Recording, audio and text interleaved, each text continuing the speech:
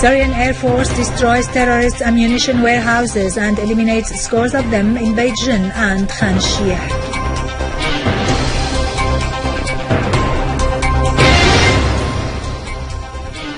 Scores of terrorists are killed and their hideouts destroyed during Fajr al-Karma operation launched by the Iraqi army west of Baghdad.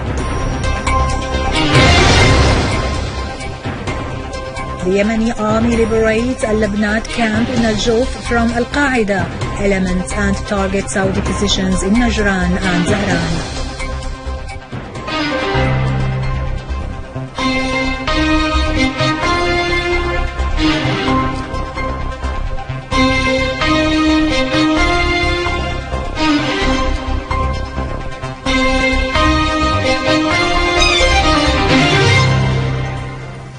Good afternoon, ladies and gentlemen. This is Yarado Krikorian with the news in English.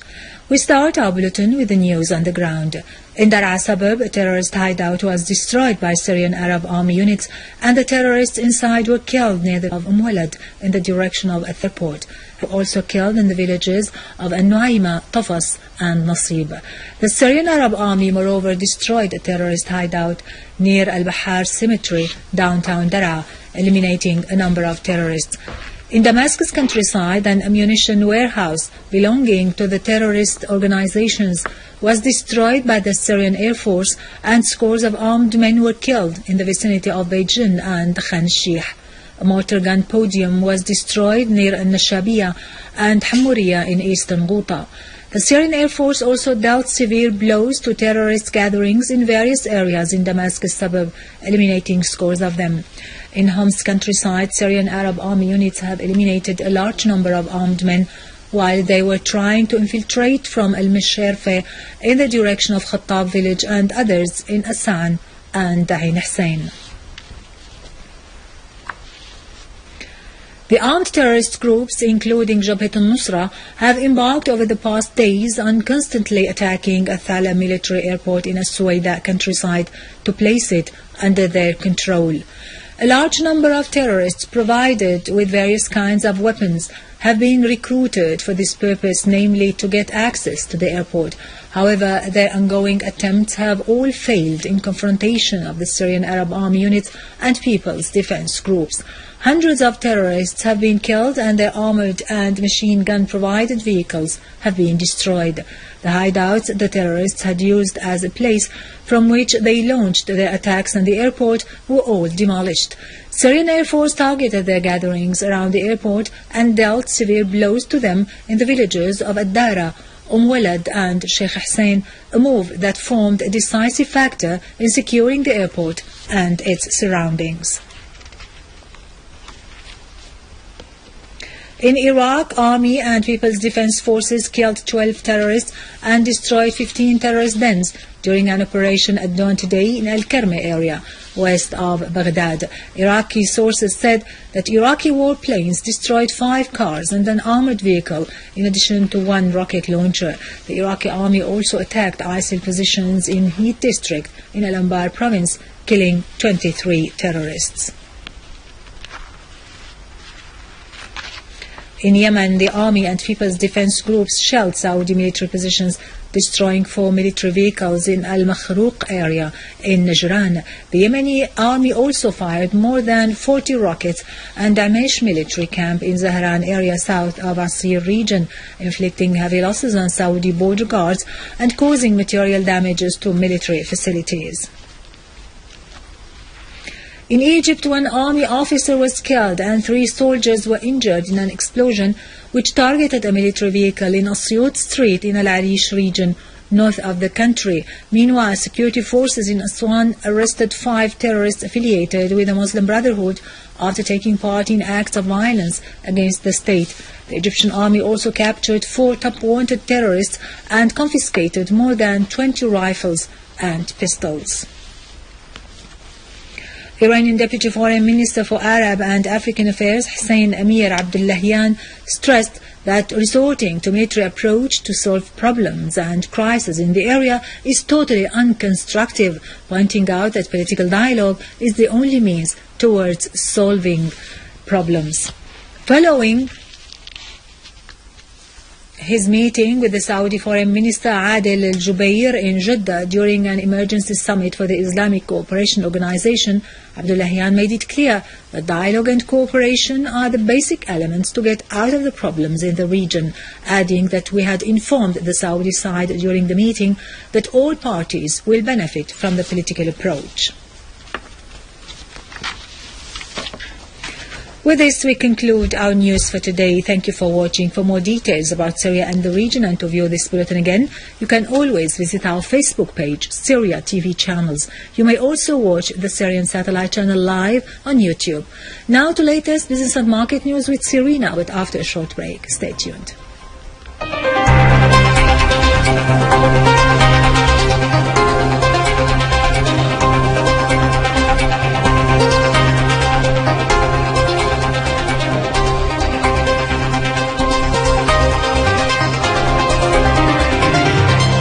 Good afternoon.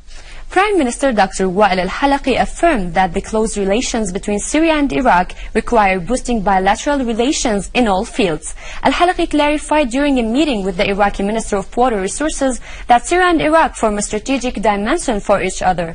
Thus, we should look for new techniques that contribute to fortifying security in both countries. The meeting discussed bilateral cooperation through implementing development projects and expanding economic and commercial cooperation. For his part, the Iraqi minister asserted his government's keenness on developing cooperation in all fields, stressing that the Iraqi and Syrian peoples will defeat terrorism.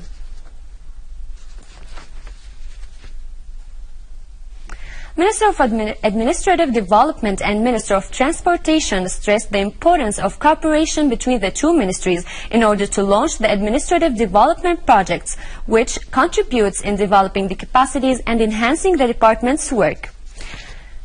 Dr. Hassan al-Nouri clarified that the best way to reach cooperation between the Ministry of Administrative Development and the government's establishments is by considering the ministry as a consultative authority that works hand in hand with the other establishments and ministries, especially the Ministry of Transportation.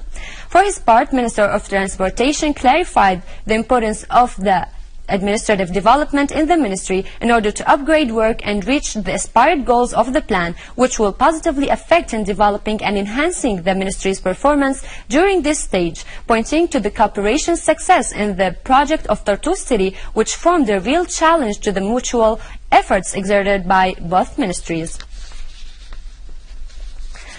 The Directorate of Livestock Development Project at the Ministry of Agriculture takes preparations to distribute 120 milk processing units in a period of 2 months.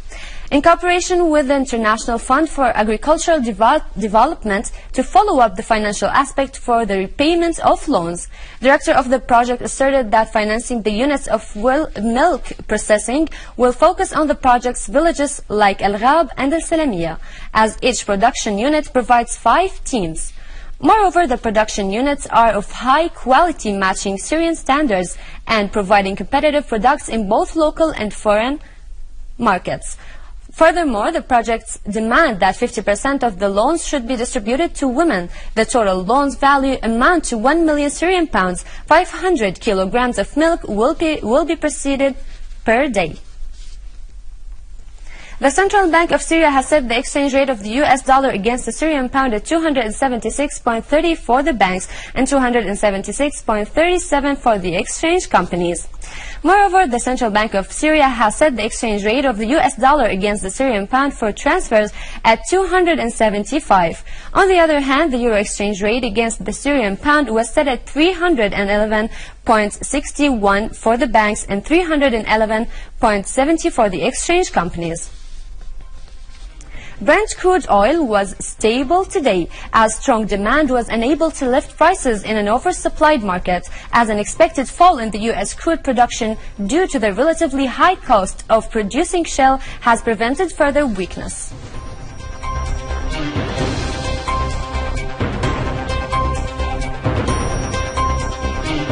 European stocks were little changed amid continued debate over Greece's fate and speculation that the Federal Reserve will signal a slow pace of monetary tightening, while Japanese stocks slipped to a one-week low in choppy trade today as jittery investors awaited the outcome of the U.S. Federal Reserve's policy meeting due later in the day.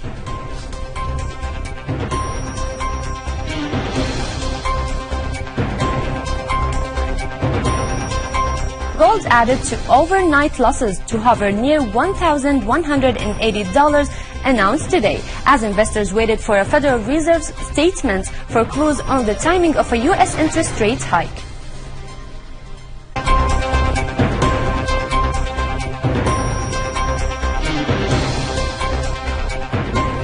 The euro was held hostage by the crisis in Greece today, while the dollar held firm after solid U.S. housing data bolstered the case for the U.S. Federal Reserve starting rate hikes as early as in September.